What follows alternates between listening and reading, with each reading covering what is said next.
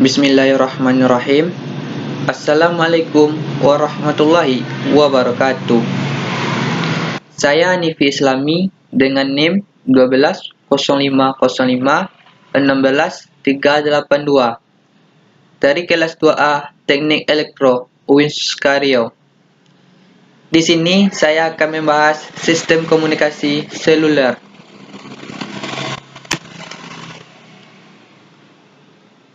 Public Land Mobile Network atau PLMN.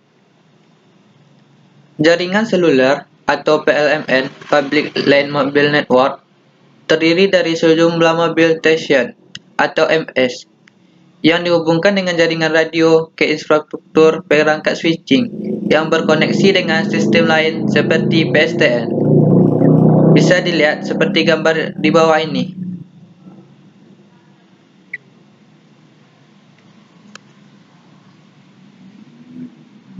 Hubungan dari sentral ke pelanggan dilakukan melalui radio dan bukan kabel. Sarana transmisi selain telepon lewat kabel atau PSTN mempercepat pelayanan karena tidak tergantung pada instalasi dan maintenance kabel. Fleksibilitas dalam pergerakan dan features yang lebih baik. Penggunaan kompresi digital mengaktifkan saluran. Kecepatan aliran bit relatif kecil untuk penggunaan radio dengan frekuensi rendah. Early Mobile System. Layanan mobil tradisional dibangun mirip dengan televisi broadcasting. Suatu pemancar dengan daya yang besar ditempatkan pada titik yang dapat meliputi area dengan radius sampai 50 km. Konsep seluler dibentuk dari jaringan telepon mobil dengan cara menggunakan daya pancar yang rendah untuk mencakup area yang lebih luas. Contohnya, area metropolitan dibagi ke dalam 100 sel yang berbeda, di mana masing-masing sel dengan 12 kanal. Early Mobile System. Early Mobile Radio System. Pertama, satu pemancar dengan daya pemancar yang besar. Yang kedua, area cakupan yang bagus, tetapi tidak memungkinkan dilakukan penggunaan ulang atau reuse. Frekuensi yang sama, IEG Bell System 70 max 12 calls over 1000 SKMLS.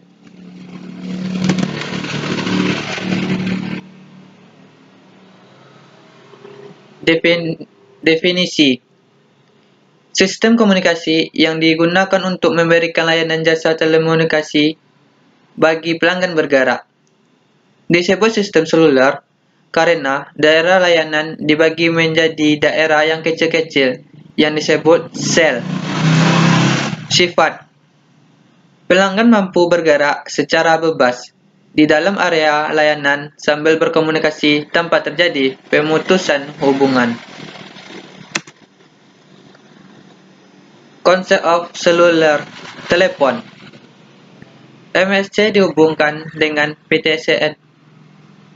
Area dibagi dalam sel kecil 1-12 km.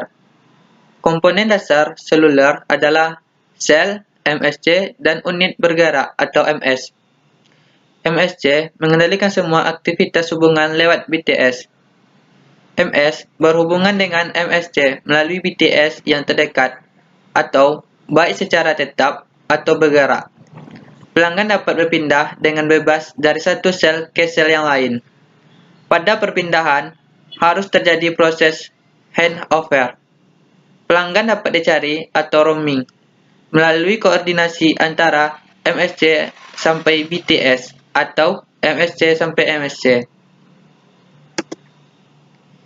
BTS. Tinggi menara antara 15 sampai 92 meter, tergantung pada kondisi lingkungan daerahnya. Power pancar efektif maksimum 100 watt. Antena yang digunakan dalam satu sel dapat lebih dari satu atau sektoriasi. Pada BTS, tersedia kombiner untuk menghubungkan beberapa pemancar pada antena. Antara BTS dan MSC dihubungkan dengan microwave atau kabel dengan saluran berkecepatan 2 Mbps.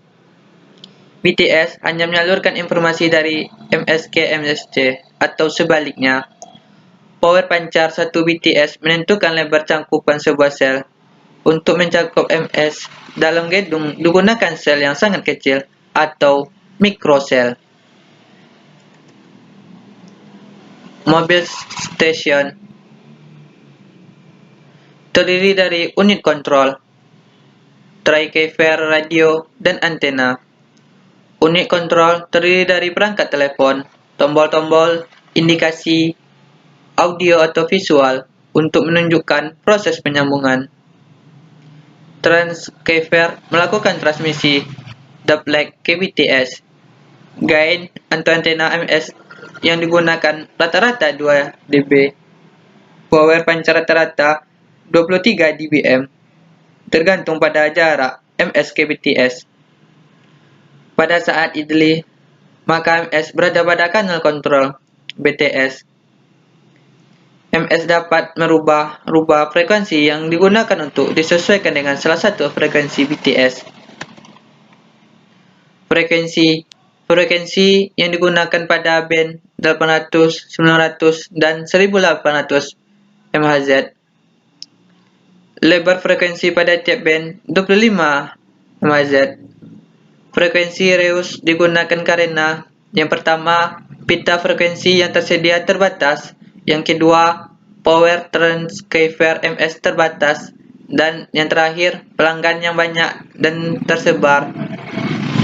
Masalah frekuensi reus adalah yang pertama, interferensi, yang kedua, akses ms ke BTS, yang ketiga, pengaturan lebar sel, keempat, pengaturan frekuensi dalam satu sel, dan yang terakhir, pengaturan level transmit BTS. Jumlah kanal atau slot setiap sel antara 10 sampai 50 buah, tergantung kepadatan trafik sel tersebut.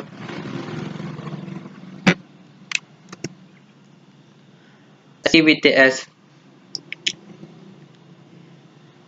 FDMA atau frekuensi division multiple access. Pertama, pembedaan antara satu saluran dengan saluran yang lain dilakukan dengan pembedaan frekuensi.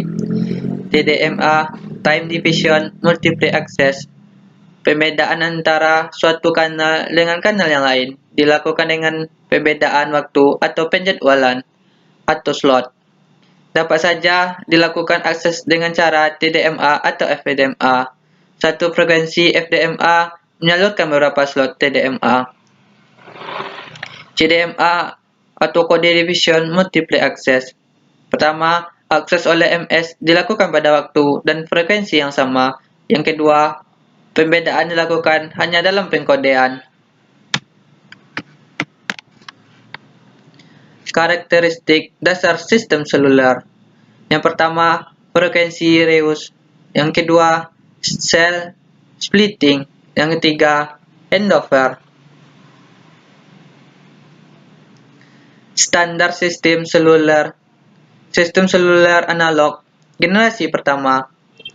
Yang pertama, AMPS, Advanced Mobile Phone System. Yang kedua, NMT 450 atau Nordic Mobile Phone. Dan yang terakhir, TAC atau Total Access Communication System. Sistem seluler digital atau generasi yang kedua. Pertama, GSM atau Global System for Mobile Communication. Yang kedua, DAMPS atau Digital AMPS. Dan yang ketiga, CDMA atau ES95. Dan generasi yang ketiga, IMT 2000. Histori generasi pertama 1G.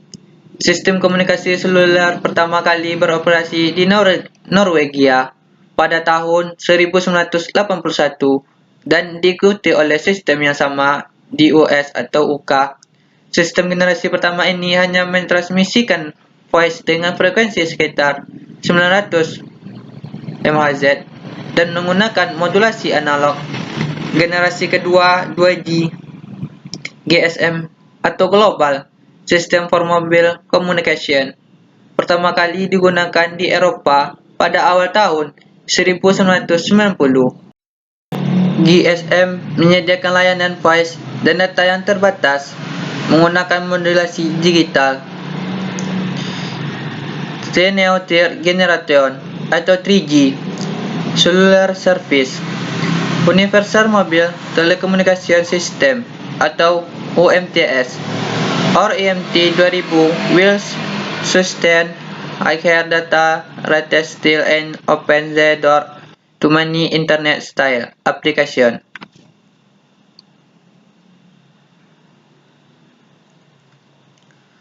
Global System for Mobile Communication. Yang pertama, beroperasi pada band frekuensi 900, 1800 atau 1900 MHz. Teknologi seluler paling populer hampir di seluruh negara-negara di dunia. Yang ketiga, TDMA Basic Digital System. 8 kali kapasitas AMPS per frekuensi band. Keempat, secure. Seluruh informasi yang dipertukarkan antara mobile station atau MS dan base station atau BS dienkripsi. Baiklah, hanya itu yang dapat saya sampaikan. Kalau ada salah dan janggal, saya mohon maaf. Saya sudahi. Wabillahi taufiq wal hidayah. Wassalamualaikum warahmatullahi wabarakatuh.